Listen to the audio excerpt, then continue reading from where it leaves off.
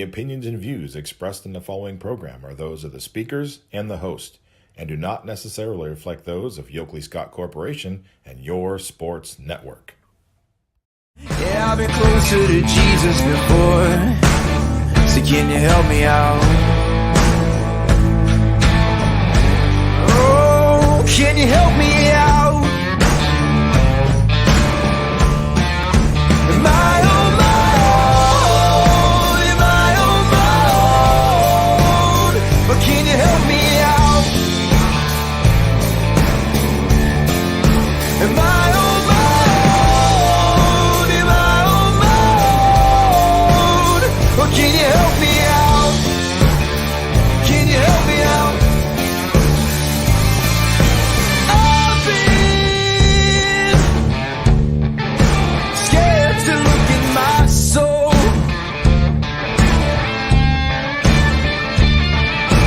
I've been afraid I would follow the road. Yeah, afraid of the things I've been told.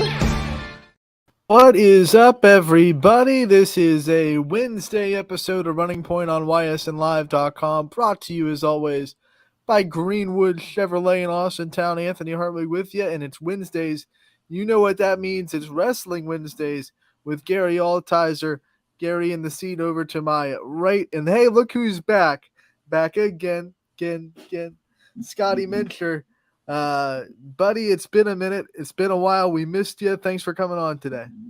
Yeah, I missed you guys too, and I like the Eminem drop. I'm a big Eminem fan. I think he's the GOAT. So We'll start calling Slim Shady. How about that? fine with me. Fine with me. Scotty, I'm a little offended that you were on Power Hour last week instead of Running Point, but it's okay. Welcome back to the show. Hey, that's why I'm back. I'm all the rest of this time though. I'll make it up to you, man. I promise. I'm just messing with you, Scotty. It's good to have you back. It's Wrestling Wednesdays. As always, we're going to have a special guest on today. Any minute, he'll be popping in. Owen McDevitt from Jackson Milton, one of many state qualifiers that we have in the YSN family. With that being said, Gary, you have been, locking down all the YSN people that have been, did the work in districts and punching their tickets to state. I know you said we have a lot in Division 3. I know we have a lot in Division 2 as well. And then obviously we have a couple of Division 1 wrestlers that have punched their ticket in as well. Gary, what were some of your big takeaways from districts and all these kids that are moving on to state? So we wrestled in the Perry district. This is the first year that's been held at Perry High School in Perry, Ohio, not to be confused with Massillon Perry. They were great hosts. It was a really good tournament, but as always, it was extremely tough. And the enrollment figures every 2 years. The state, looks into enrollment figures and then figures out what division you're going to be in. And just so happened this year, there were several Division 2 teams that dropped down to Division 3, and those teams happened to be in our district, which made things even more difficult than they already were. So I saw a lot of great wrestling, a lot of super close matches with really great kids. And we saw some returning state qualifiers and state placers not get out this weekend. So my impressions were things were difficult in the past, and they're even harder now, if you ask me, coming out of that Division 3 Northeast District, which is now in Perry High School. And so a lot of hearts were broken this weekend, but a lot of dreams came true as well. And YSN was represented well. As I was going through the weight classes, I thought to myself, man, we're not going to have as many as we did last year. Well, once I started to get to the middleweights, names just started popping off. And I just did a real quick run through manually, just eyeballing things. It looks like we have 29 or 30 in the YSN network who have qualified for the state, and I probably missed a couple along the way. Yeah, we were talking before the break, and we were trying to find some of our newer YSN schools that we weren't looking out for last year. It gave us a little bit of a boost. And I was looking at Edgewood, and I just wanted to point out that Kyle Vinsel has made it to state. And I was telling Gary, what a family that is in Edgewood. You have Zach Vinsel, who led the team for basketball and scoring. Obviously, Randy Vinsel is the head coach of the girls basketball program. He has a daughter on the staff. He has a daughter on the team, and now there's Kyle Vinsel, who's going to state in wrestling. What a great family legacy down there in Edgewood for the Vinsels. You see that kind of stuff all the time. I mean, it's if they're athletes, whatever they pick up, they're probably going to do well at. So you'll see names usually in the same sport, but they will transfer definitely to other sports because an athlete is an athlete. So it was interesting to hear you say that the basketball coach has a relative that is going to state in wrestling.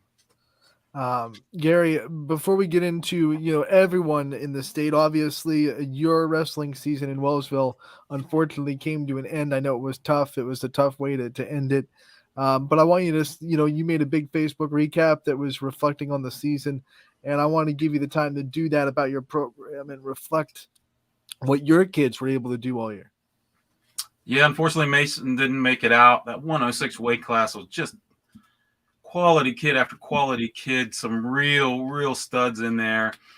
I believe Lake Catholic dropped from Division II to Division III this year, and their 106 pounder won it. He looked really awesome. Massillon, Tuslaw, Waynedale, familiar names there. Quentin Burns was able to get through. Congratulations to him and to Coach Williams. I know those guys have put in a lot of work, and he was able to come through the fourth place. But Mason didn't get through, and neither did Hunter Newell, returning state placer from South Range. That's how difficult that weight class was. But nothing to be ashamed of. Mason finished his career with 129 wins. He won 4 tournaments this season. As a team, like you said, Anthony, I can't be upset with how we performed this year. We won over 150 matches as a team. Individually, we had a winning record overall as a team. All my kids' wins and losses, we were at like 55 or 56%, maybe even higher than that. We went 5-4 in duels. We had 8 tournament champions. We had a top 3 finish at 106 for Mason in the OVAC tournament, which made him eligible to wrestle in the OVAT All-Star match if the MAC from Pennsylvania has a 106 pounder. So we did a lot of really good things. I had 3 seniors this year have been wrestling since they were able to wrestle, and all 3 of them came through for me. My captains went 107 and 37 on the year. So we're in rebuilding mode now, and for us to be in rebuilding mode and still be able to accomplish those things, I'm happy with the season. I am heartbroken for Mason, but he has nothing to be ashamed of. He's been a great kid to coach. He's been a great leader in the room, and he's accomplished a lot of great things. We've had wrestling at Wellsville. This was the 53rd season, I believe, and he will be in the top 5 all time for wins for us. How fast do you start thinking about next year? You already talked about a little bit. You're going to be in a rebuilding stage. Is there do you have any kind of lull, any kind of buffer period that kind of turns your mind off a little bit after a grinding season, or do you kind of automatically switch into thinking about next year? No, I definitely give myself some time after next week, after this weekend, I guess, after the state tournament. So I work for myself. I go right into full-time crazy self-employment mode for a while. And then once football season comes around, of course I'm thinking about things, and sometimes we'll run open mats during the summer. But the summertime is when kids are getting ready for football. So we'll run the open mats for the kids that want to do it. And we start talking to the kids then. And I start to make mental notes and mental preparations, usually at the end of the summer. And then we'll sometimes go to open tournaments and get ready for the regular season to start in November. And this year is going to be a little bit different. The state pushed the season back 1 week. So we'll be starting a little bit later this year. So what are your thoughts on that? I mean, pushing the season back a week, are there reasons for that? Is that a good thing? Is that something that we're excited about as wrestling fans? Well, I mean, personally, for me, I think this season should have just been shortened a week. The season is long. It's 4 months. I mean, we start in the middle of November and we go into the middle of March. That's a long time to do any sport, especially one that's as physical and has as much contact as wrestling does. So I think the state did it they listened to the coaches that they wanted. I think they wanted to kind of give the kids a rest from football into wrestling, especially if you make it deep into the playoffs. I think that was the thinking. But if they pushed it the start back a week, I'd rather us just end at the same time, personally. So while we are continue to wait for Owen to pop in, we're gonna just go over some placers of programs that sent in their results real quick to us at YSN. Want to give a shout out to Hunter Knoll from South Range, who won his 150th win. That's a check mark for him. He finished sixth. Here are the podium placers, I guess I should say, for South Range in the Perry District. Chris Colucci finished first. Jake Starkey had a second place finish. Tyson C. Schultz had a third place finish. Hunter and Luke Starkey both had sixth place finishes in that district. So South Range have one, two, five players on the podium, but only three out of those five go ahead. Right, you have to be in the top four to go to state. Yes, yeah. Your top four qualifiers. The fifth place is an alternate. So three South Range Raiders are making the trip to state. We congratulate those three: Chris Colucci, Jake Starkey, and Tyler Seaholtz, the freshman, continuing to impress this season. He gets his first trip to state in his first year as a Raider in the high school varsity level. Yeah, he had a great tournament, and just those results just show you how tough that Perry district is. I think that South Range took twice that last year. And those guys that were in those fifth and sixth place spots, they're right there, but just the amount of good wrestlers at that tournament, it just speaks for itself. Starkey, I watched a couple of his matches. He had a really close match with Justin Fox from Waterloo, was able to get the win by 1 point there. And then Fox, and AJ Coppersmith from Columbiana had a match for the ages in the blood round. The blood round is the consolation round where if you win, you go to state. If you lose, you have to wrestle for an alternate spot. And those two were back and forth the entire match. I think it even went to overtime. And Coppersmith was dealing with some kind of shoulder or arm injury. But, man, that kid showed some real heart gutting it out, wrestling that entire match. Fox was able to get the win in overtime. But, again, that's, another kid he's two-time state qualifier, didn't get out of the district, and he had some real battles there. Starkey was able to get the 1 point win over Fox there in the first or second round. I think it was in the quarters, able to get himself to the finals. And I know when we met with him and we talked to him this year, he said that was one of the guys that he had a real rivalry with, but I'm not sure that he had ever beat him. I think he told us he didn't. So that might have been his first career win in high school over Justin. That's a big time to do it. I mean, when you talk about that blood round match, I mean, those are two wrestlers that coming into the season, everyone kind of, they were expectations that they're going to get to state. Like you said, Coppersmith from Crestview is a two-time qualifier to state, and everyone knows how good Justin Fox is. So when you see them both in the blood round, that probably perks up a lot of ears. Like, okay, someone's got to go and someone's got to stay. That's kind of what makes sports and wrestling and around like a blood round so fun, is like, hey, those are two good wrestlers that both have expectations of going to state. Only one can go now, and they have to fight each other out to try to get it. Yeah, and I believe both were predicted to be on the podium. I think they were both ranked in the top 8. So, I mean, that just shows you the state's hands are tied. It comes with geography, and when teams are located in certain areas, you can't split them up. You just kind of have to go with what you have. I know a lot of these guys that didn't get out would have in other districts, no doubt in my mind.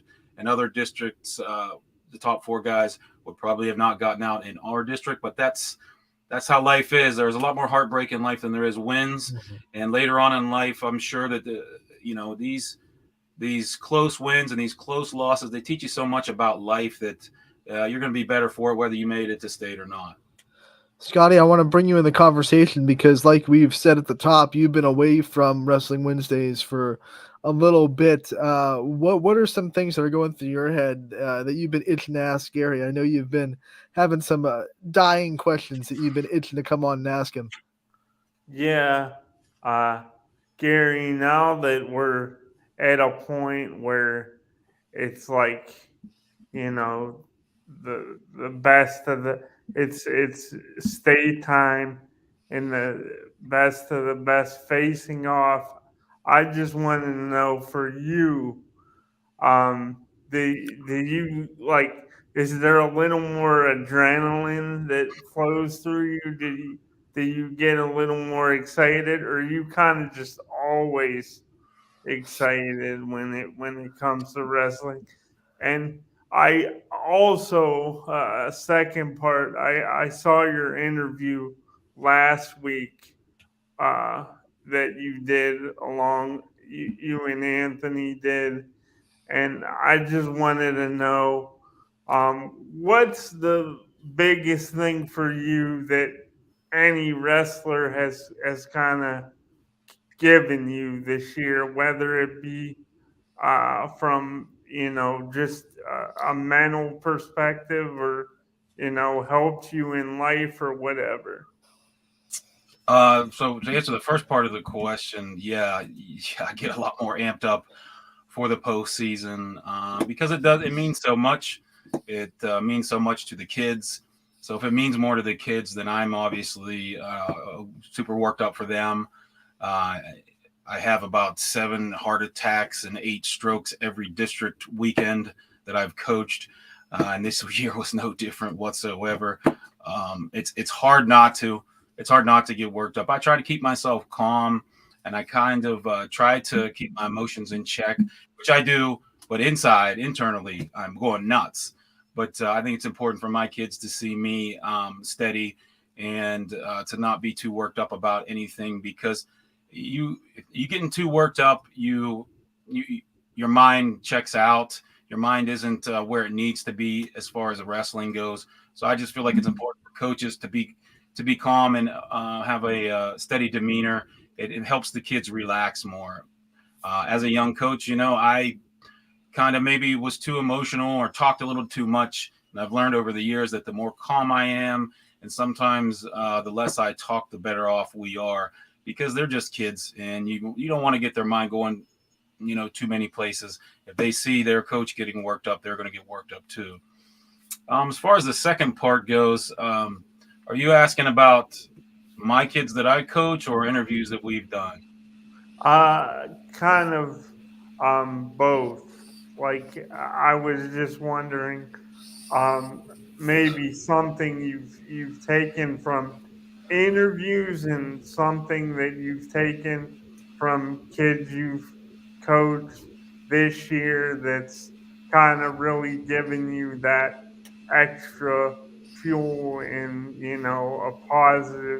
some positive energy.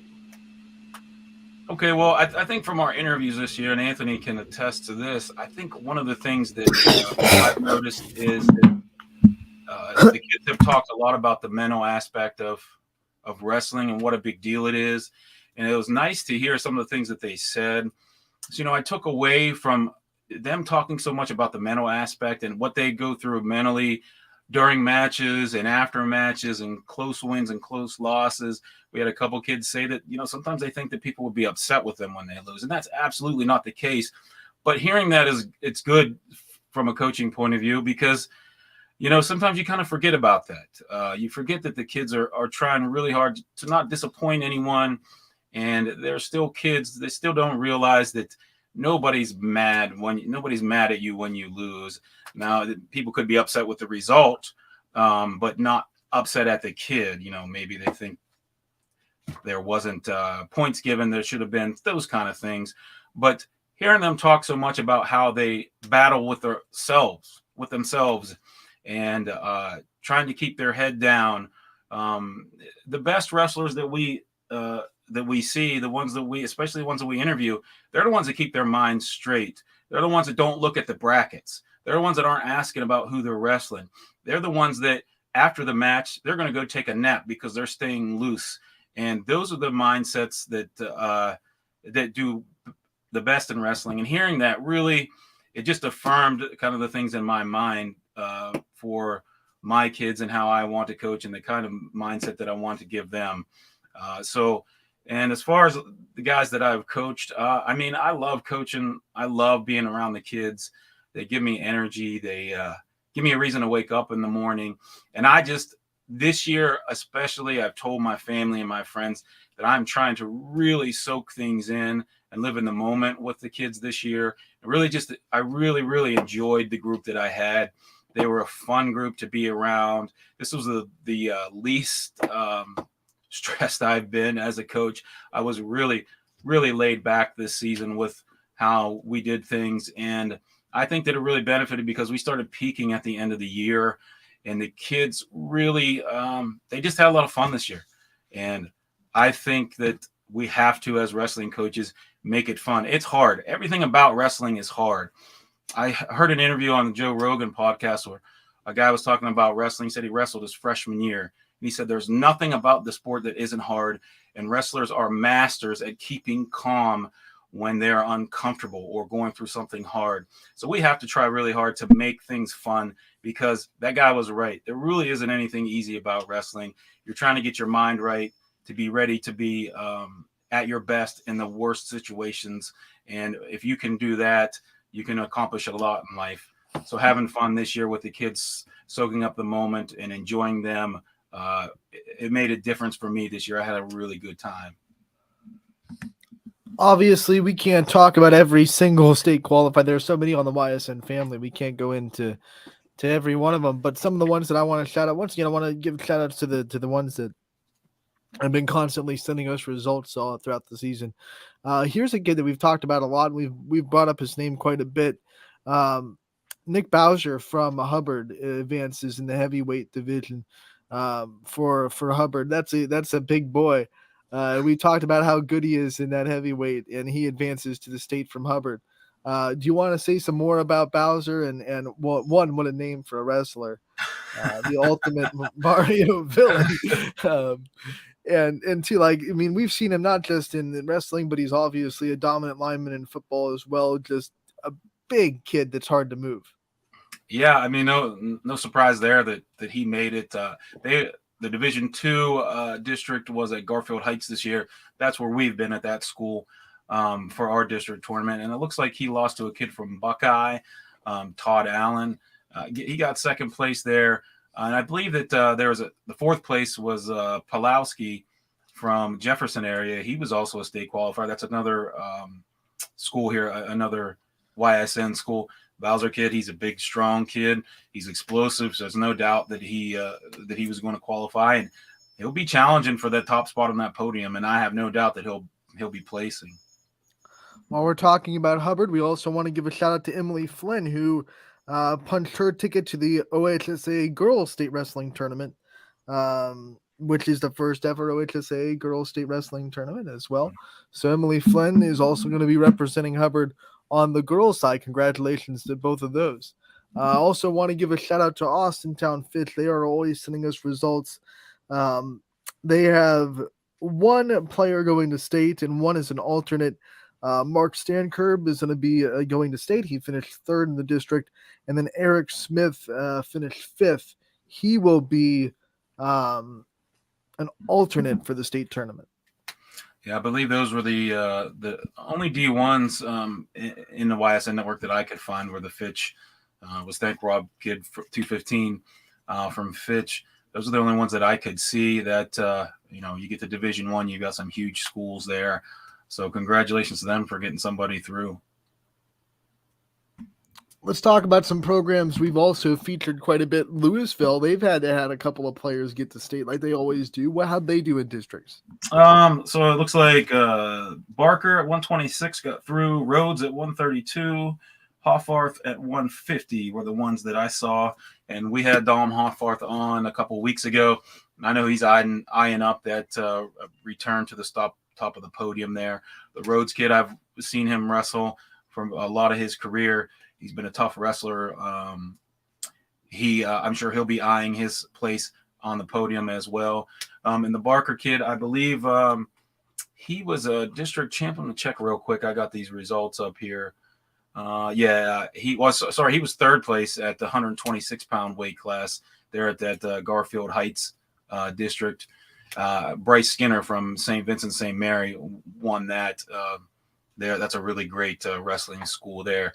So, I mean, three guys that I'm sure Louisville's wanting to get on the podium, and one that at least one that they want or have hopes of getting another gold medal. No surprise there at all. We also know that Beaver Local also has a really good wrestling program. What were their outlooks for districts?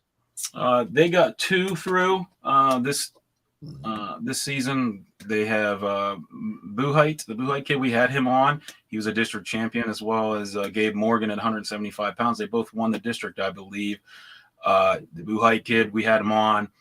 One of the most impressive interviews that we've done since we've started this show with him, because of his mindset. He really, really, really knows how to get his mind ready for a match. So it was no surprise to see him win that district. And I'll tell you what, he's if he doesn't get on that podium, I'm going to be shocked. And I mean, he'll be challenging to get to the finals there. He's got everything you'd want as a coach in a wrestler. We know how tough it is to get to state, but I don't think it's out of the realm of possibilities that Bobby Buhite at the end of his career could be a 4-time state qualifier when he finishes. The way he's come on the scene as a freshman, I mean, obviously he has to stay healthy, and that's a big, we have to knock on wood after we say that, but that's just one of the realities, in wrestling. You have to maintain the healthy career to do that. But man, what a bright future Bobby Buhite has. Yeah, and he just seems to be getting better as the season goes on too. So seeing him, win that district, really, he's going to be on everybody's radar. I mean, there were 4 district champs in Division II in his weight class. He was one of them. In theory, that means he's a top 4 wrestler in the state at his weight. But again, you don't know how the districts play out, just like with that Perry district where there were predicted state placers who didn't even get out. You don't know how some of these other districts, you could have a guy 3rd, 4th place who ends up winning it. Once you get to state, all bets are off. When we had him on, he was coming off of back-to-back wins in the OVAC tournament and the EOWL. So he obviously knows how to win on the big stage. And that means that I don't think anyone would be surprised if he goes to Columbus and does well on the state stage. He's no stranger to big arenas and big atmospheres. Oh, no doubt. Yeah, he's a year-round wrestler too, and he's wrestled in a lot of national events. I don't foresee him being bothered about the state tournament. He's got the right mindset. He said he just goes out and tries to have fun and doesn't even look up in the stands, and that's a great way to keep yourself calm. I'll be watching all the locals this weekend, seeing how they do. So I'm really interested to see how he does and he comes through. So, Gary, it's time to get back to Baird Brothers Big Dogs of the Valley. It is finally time for our Big Dogs of the Year voting. It's the semifinal round. So if you go online to ysnlive.com/bigdogs, you'll find 2 wrestling polls, one with 4 wrestlers, one with 3. The winner of both polls will compete next week for the championship. I should say the Big Dog of the Year. So here are your 4 semifinalists, and then we'll go into the other 3 for the other semifinal round. Mason Sims, a guy you know pretty well from Wellsville. These are all, by the way, Big Dog winners. So all the winners are this is how we separated them. So Mason Sims from Wellsville, we've talked about him at length already in this show. What a career he's had. He was our first Big Dog winner, week 1. He got that win, and he is going up against Chris Colucci from South Range, who did punch his ticket to state by winning his district weight class. Zane McCoy from Beaver Local, and then Dominic Pagan from Poland are those 4 wrestlers in that semifinal bracket for Baird Brothers Big Dog of the Year. Yeah, I don't think the McCoy kid was able to finish the year for Beaver. I think he had an injury, so a tough break for him his senior year, but a good heavyweight wrestler for sure. And the Pagan kid, I believe he did qualify for the state tournament. We saw him this year. He had a good season. It's good to see that Poland Bulldogs team getting somebody through. So it'll be interesting to see who wins this one. And then the other semifinal, 3 wrestlers in it. It'll be Alexia Beadle from Boardman, Bobby Buhite from Beaver Local, and then Quentin Burns from Liberty in that other semifinal round as well. Yeah, the Beetle girl, I know her dad. Her dad's from Wellsville. She's been wrestling her whole life. She's been a really high-level wrestler, girls wrestler. So the first official state tournament here for the girls. I'll be interested to see how she does. I know she'll have a group of people from Wellsville here cheering her on. Quentin Burns, we had him on. We know that he's the only qualifier for Liberty, and he had a really great tournament there. Who are the other two, Anthony? Let me reload the page. Right. The other two are Bobby Buhite from Beaver Local, and that's it. The 3 in this semifinal, Okay. 4 in the other. We had 7 weeks of big dogs. Yeah, So and then Buhite, Beetle, and Burns. It's the B semifinal. All B's, the killer bees down there. yeah, and I tell you that you got a South Range on one side, and a Boardman on the other. I'm sure that there's going to be a lot of votes coming in for those guys. Technically, you could see a Beaver Local versus Beaver Local final if Yeah. the votes work out that way, with Buhite on one side of the semifinals and McCoy on the other. Yeah, that would be interesting if that was to work out like that. We've had it before. I think we had it in volleyball last season. I think there were 2 volleyball players that both went at it for the championship from Beaver Local. So it was interesting to see them. Who's going to get more votes? Right. So Beaver Local definitely shows out. If you want to vote, voting is unlimited. You go to ysnlive.com/big dogs. Like I said, it is unlimited, and it goes until Sunday at midnight. Sunday at midnight is your deadline. And then next week, when we are recapping the state results, we'll also talk about the 2 wrestlers that are going at it for the Barrett Brothers Big Dog of the Year. It'll be the championship round next week. Hard to believe we're at the end of the season already. I know it's March. Yeah. Looking outside, it sure looks like spring now. I mean, this is episode 12, and then next week will be episode 13, and that'll be it. That'll be the end of the wrestling season. On to baseball and track, I guess, right? Baseball, softball, track. Here we go. I know Scotty's ready. Oh, yeah. You got to keep Anthony calm during softball season, right? He's Good a luck. big softball guy. Yeah, he is. He's the softball guru. It's funny when every day I look at I have softballs everywhere on this desk. You guys can't see it because it's in front of the camera, but yeah, softball nuts. Let's go. I'm ready. Hopefully the weather turns a little bit. It's still too cold to stand out there for 2 hours. I wonder if you recognize any of these girls state qualifiers on some of these softball rosters. Have you had a chance to look at the brackets for the girls? I have not. I'm sure, especially in some of the schools up in Ashtabula and Cleveland. I know how much they love their strong softball players. I was talking. I remember Gilmore Academy played in the district tournament last year. Talking to their coach, and I was asking her if they had any college softball players that were going to go play in college. She goes, "No, but we have a couple of college hockey players that are going to continue their career in hockey." And I was like, "Whoa." Tell me you're from Cleveland without telling me you're from Cleveland, right? Yeah. I can't imagine a girls hockey team, let alone a boys hockey team. You have to have a rink close by, enough kids that know how to skate to start with.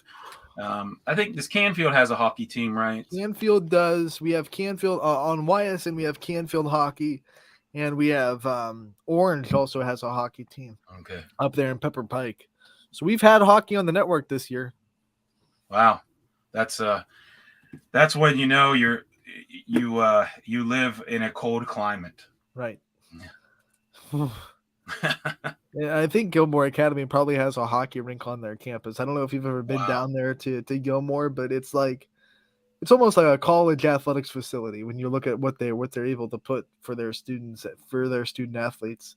Really? You look at the drone coverage of their school, and it's like, how is this a Division III team? Because it's such a big complex, but obviously their enrollment's not huge, but the money down there gives them the ability to make these awesome facilities, which is why they excel, especially in the Olympic category of sports. I'm sure they have a good wrestling program, but in the wrestling, the volleyball, the track and field, those type of Olympic sports, Gilmore Academy is just killing it. Do the kids stay on campus there? I think so, yeah. Yeah. So you got kids, those kids probably have they don't know how to do anything but work hard. Right. So, you're living at your school. So your schoolwork is number one. They're probably studying like crazy. So going to practice and busting your butt isn't a big deal to them because it's probably all they've ever known. So you're saying they're good at the Olympic stuff, the individual kind of sports. That doesn't surprise me one bit because I'm sure there's kids that come in and out of there all the time. Mm-hmm. So the team sports is probably more difficult because you don't know you're going to have one year to the next. But the individual sports like that doesn't surprise me at all that they're doing well at swimming and track, things like that. They're probably really good at cross country too, I bet. Their basketball team knocked off Ursuline in the district championship, so they'll be heading to regionals in boys basketball as well. So no slouch on some of those team sports, but they excel especially in the Olympic individual sports, for sure. Gary, it seems like we're having some technical difficulties with our special guest this week, Owen.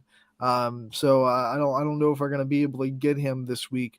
Unfortunately, we're still waiting. But he did place for state, so I do want to take some time to give him his spotlight. I know we've talked about Jackson Milton's program a lot this year and this season and how impressive they've been, especially in the lighter weight divisions. Talk about Owen and what you've seen from him. I know you guys have wrestled against him a couple of times. What makes Owen such a good wrestler, and what makes that Jackson Milton program so strong? Oh, he's been around the sport forever. He took a big, I think it was last season, he took a big jump in weight. He went from, he wrestled 106, and I'm not even sure he weighed 106, all the way up to 126 last season, the same thing that he's wrestling this year. So what you'll see is lighter guys who go up in weight, they still keep that speed and quickness. And now it's not like he went up a ton. He wrestled 26. He might have wrestled 132 a little bit too. But he's going to take that 106 quickness and movement with him. And he got to the finals there. I thought Jackson Milton had a really good district tournament. Their kids they won a lot of tight matches. They got kids to the blood round as well that didn't get through, came really close. I thought that they really performed excellent this season. I thought Coach Brian did a good job there. They're a great group of people there. I'm happy to see them get through. This will be the second chance now that Owen's had at the state tournament. So now hopefully the lights aren't as big, the arena's not as big for him, and he'll be really ready to try to get his place on the podium there. And I know those guys have been working hard for a while getting this team built up, and he was probably a big reason they had so much success this year. We'll be looking forward to him and all of our other YSN affiliated wrestlers going down to Columbus this weekend. All the results will be talked about next week in episode 13. We'll try to get a special guest, someone that does well in the state tournament next week as well. And we'll try to have a nice little finale next week. It's our last Wrestling Wednesday for episode 13. I don't know if I like ending on the number 13. That might be a bad omen. Oh, man. But yeah, Gary, thanks again for joining us every week like you do. We're going to take a commercial break. You're welcome to hang out, but your wrestling duties are done for the day. And we thank you, as always, for taking the time that you have to join us every week, and we'll see you again next week. All right. Thanks, guys. All right, we are going to take a commercial break. When we come back, we'll have more on Running Point, brought to you by Greenwood Chevrolet in Austintown. Before the lights come on, before the workday begins, before a long day is ended, or it's time to have fun, it all starts with the people at Joe Dickey Electric. From replacing a light fixture in your home to building a substation for your business, no job is too big or too small. The people of Joe Dickey Electric power them all. Joe Dickey Electric, over 60 years of powering the Mahoning Valley.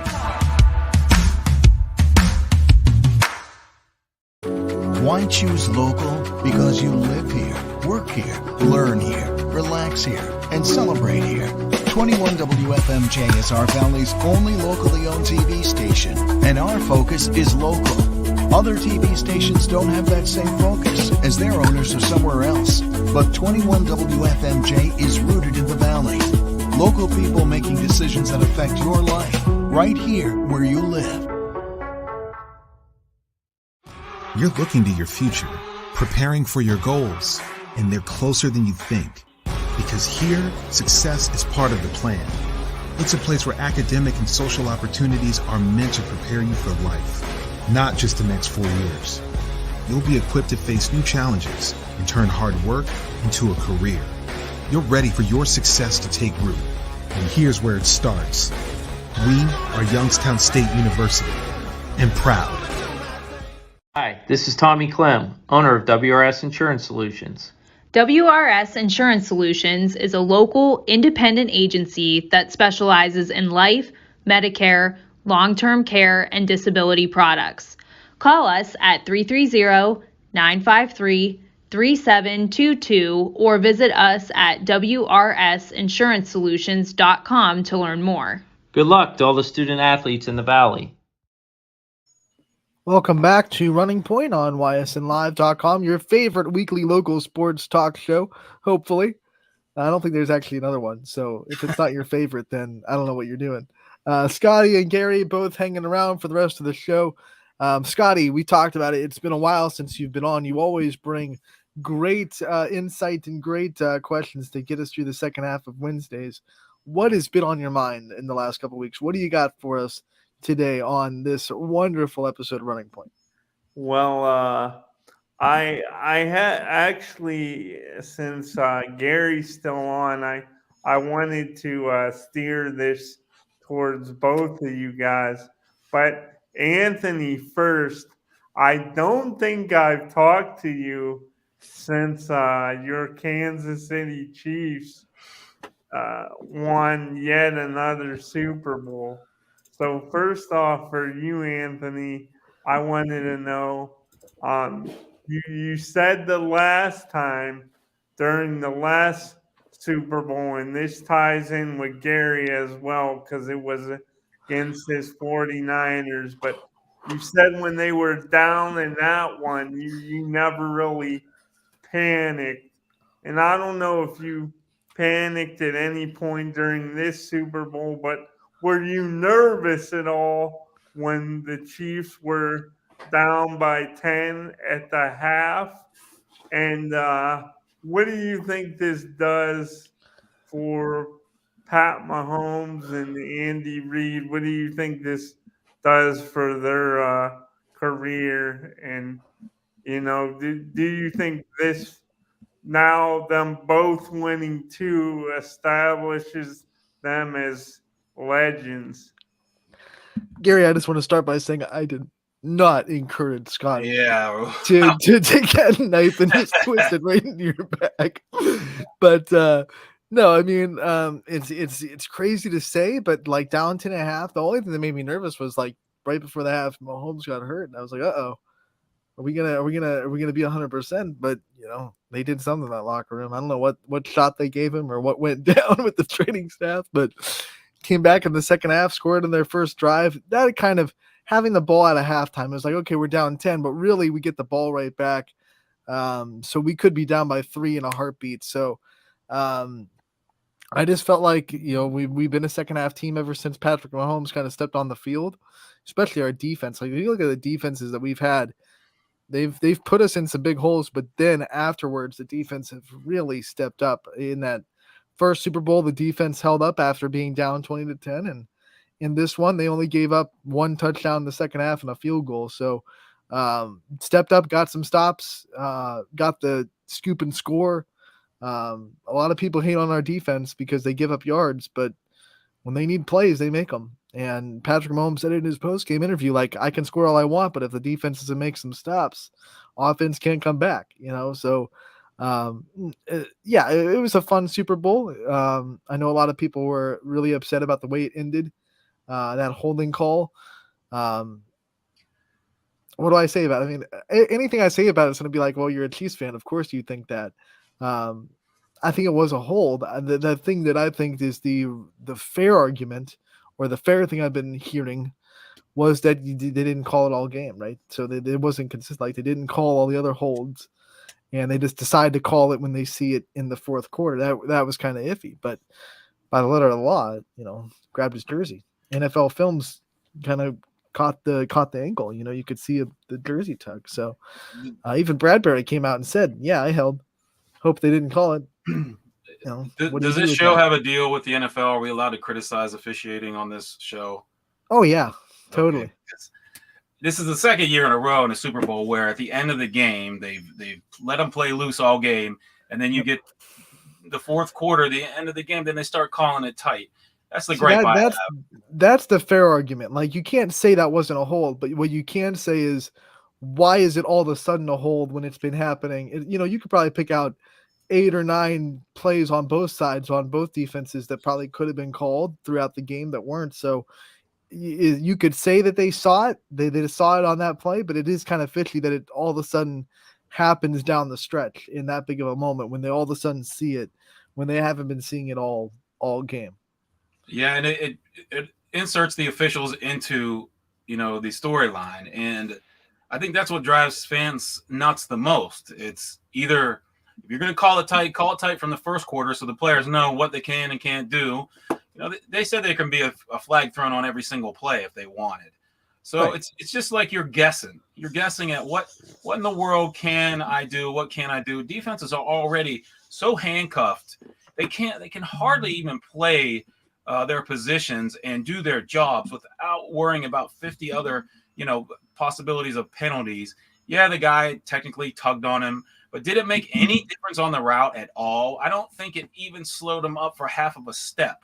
And because it was a jersey and you could see blatantly, yes, it was technically a flag, but where was that all game long? Why are you waiting until the end of the game? Why are you waiting until an important drive to do this and giving them a first down for free like that, when all you're going to do is bring scrutiny upon the league and yourself and officials in general? Why do that? I don't get it. It drives me crazy.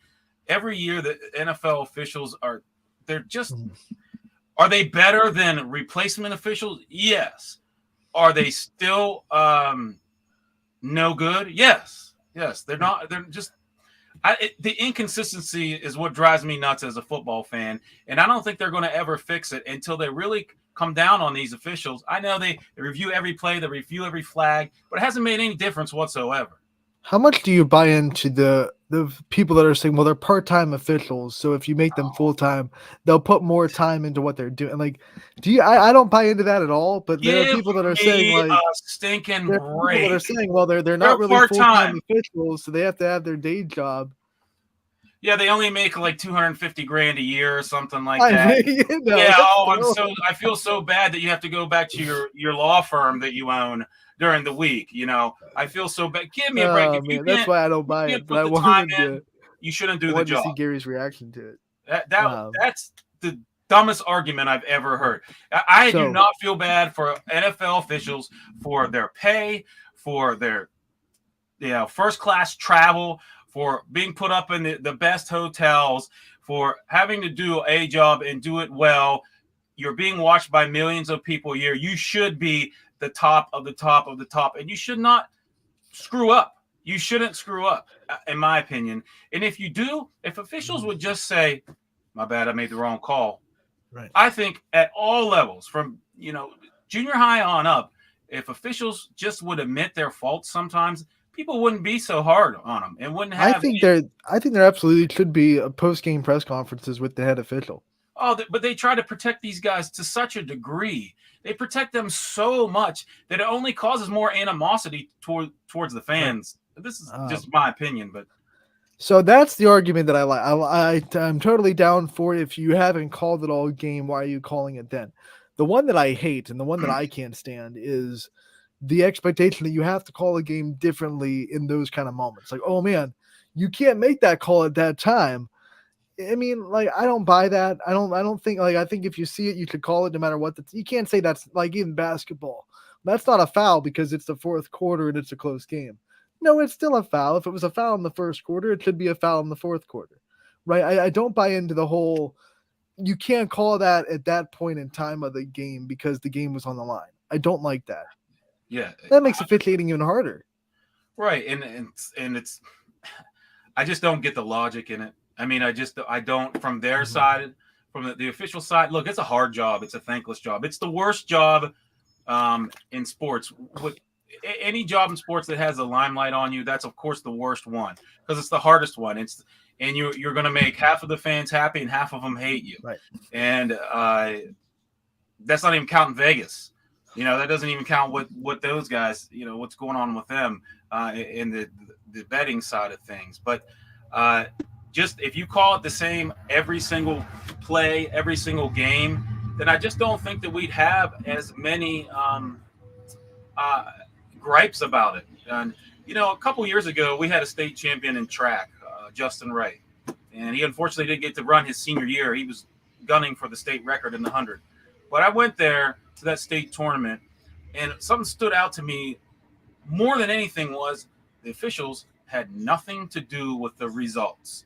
And it was everybody was kind of okay with – no one argued – you can't argue the result in track. The time. It's just you either got there to the finish line before someone else or you didn't.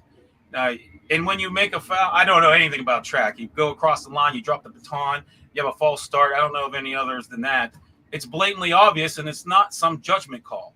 So all of these judgment calls, all of these things that they say, well, it's subjective, you can't replay it. Why the heck not?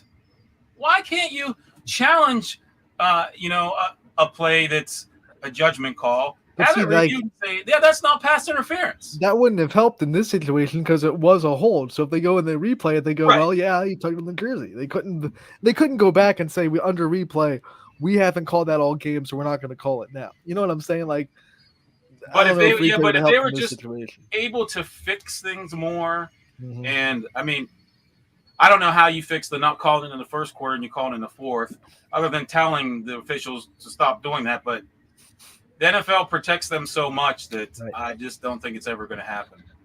It was really unfortunate because it made a really good game marred. Like, it was like, oh, but now everyone takes it kind of took the. I think if that call doesn't happen, no matter what way it goes, obviously I wanted the Chiefs to win, but I feel like it probably goes down as one of the top Super Bowls that we've ever seen.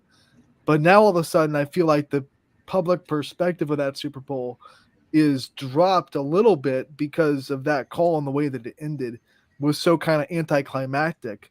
It probably goes down the list to, maybe not even, I don't know where you guys put it in Super Bowl history as far as the funnest games to watch, but probably would have been like top 3 for most people if that didn't happen. Probably drops down out of the top 10 for a lot of people that it did. Oh yeah. I mean, it was back and forth. Like you said, that fumble 6, you don't have that, who knows what happens in the game. But this year, just like last year, that Rams Super Bowl, I'm a 49ers fan and I hate the Rams, but my God, the flags that they got on that last drive, it's a joke. They get 3 flags inside the red zone, and they couldn't convert anything, so they're calling these touch fouls and these. A couple of them weren't even. They replayed them like, yeah, that's not even a flag. That shouldn't have been thrown. But for some reason, the officials got to insert themselves into the narrative, into the script, into the storyline. For some reason, that guarantee you first quarter or a regular season game, they wouldn't even sniff the flag. All right, so here's the question. Do you guys go as far as thinking, like in your heart of hearts think, that you can't completely rig the game, but in some way, shape, or form, the refs are told, if it gets close, we want this to happen? Do you think that goes on in the NFL? Who's telling them that? Like the NFL? I guess the NFL or whoever follow the money. But a lot of people after those 2 games, Bengals, Chiefs, and now Chiefs Super Bowl are saying, well, you know what? This is definitely rigged. It's got to be rigged in some way, shape, or form, or that doesn't happen. Is it rigged, or do you think this thing is bad officiating? Where do you stand on that side of the fence? Oh, I guarantee do you think there the are guys NFL that take money. Do you think the NFL went into that game saying we want the Chiefs to win if we can help? Okay. I don't know if the NFL has done that. They'd be stupid if anybody did. But you taking money from gamblers. I mean, there's no doubt in my mind that that's happened in the NFL, and it's probably happened recently. I mean, it happened in the NBA. That guy I think he wrote a tell-all book, or they made a documentary. He just plain straight out said, here's what I'm doing. Here's what I did. Here's who I called. Here's how it happened. It's only a matter of time before that starts to come out in these other major sports. With the way transparency is becoming more and more the norm, you're going to see it. I'm not a conspiracy theorist. I think every game's rigged or anything like that. But refs are emotional. They're human beings. they let their emotions get caught up in them. Sometimes they're doing it for their own personal reasons. Sometimes, who knows? Maybe they've got somebody back home who fronted them some money. I would hope that's not the case, but I just can't, for the life of me, think to myself, has that ever happened? And say no, I can't do that. It's had to have happened. Scotty, it's probably you brought a lot up, less now. What are some of your Also, takes? I think, Gary, to your point about the Super Bowl even last year, I think all those refs, I know at least a couple of them were from uh, California. I think maybe even LA. So there's always things you think about, and it's like, I never really thought about this before, but maybe I don't know.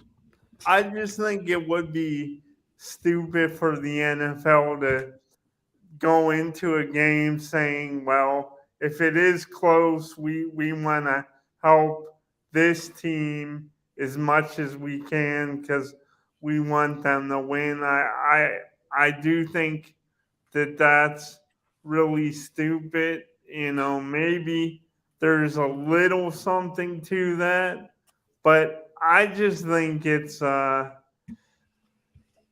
honestly in a lot of sports, other than maybe like Major League Baseball, because they just don't have the amount of impact on the game. But you look at the NFL, you can look at the NBA, even college basketball. A lot of sports, there's been a lot of games where the officiating has been really bad or questionable at best. So I don't think it's necessarily like favoritism or they're being biased towards one team. I think it's just um, more incompetence.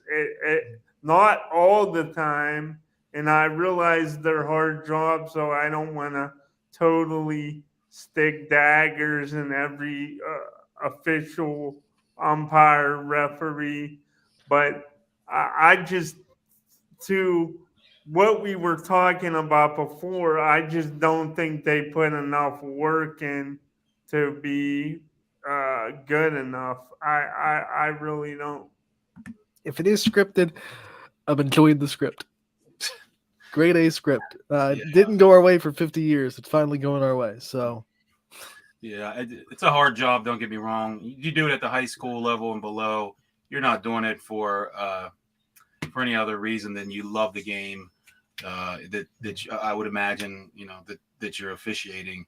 So don't get me wrong, it's a hard job, but I just have no patience for professional officials and anybody who boo-hoos for them. I have no time for you either, because you're at the top. You need to perform at the top. to bring it back to some local right here before we get out of here. One, if you haven't seen the video that we posted on our Facebook, and it's also on our YouTube, the Ysn exclusive from East Palestine, where 9-year-old student Dusty Knowlton, who is a big Chiefs fan in East Palestine, was only had a couple of Chiefs stuff. Unfortunately, it got ripped right after the Super Bowl. He couldn't wear his swag after the Super Bowl win. One of his teachers was a parent of that, was aware of that, and used his connections with some Chiefs Facebook fans to bless Dusty and get him a bunch of Chiefs gear. There's a video on our Facebook and our YouTube about that. Great moment, great heartfelt moment out of East Palestine. And shout out to Cardinal Mooney alum Donald DeLassio, who is a Super Bowl champion now. He's the safeties coach at Kansas City. So we have a local champion that's able to hold up that Lombardi trophy from Cardinal Mooney High School, and he also coached at Youngstown State with Bo Pelini, so congratulations to him. Always want to steer it back to local before we get out of here, but that will do it. We are running down our time for today's episode of Running Point. Tomorrow we're going to be talking about some more basketball postseason awards. We'll also be talking about the state semifinal tomorrow with the Springfield girls in the state tournament, and we'll also have another regional semifinal for the boys to talk about, as well as Cheney goes on in the Canton Fieldhouse to play in the regional semifinals. Hoban got the win last night. So hopefully we can get one more boys team in a regional final tomorrow on Thursday. So we'll have a lot of fun tomorrow from 1 to 2 on Running Point. Thank you so much for tuning in today. Thank you to Gary and Scotty for your time. And we'll see you tomorrow.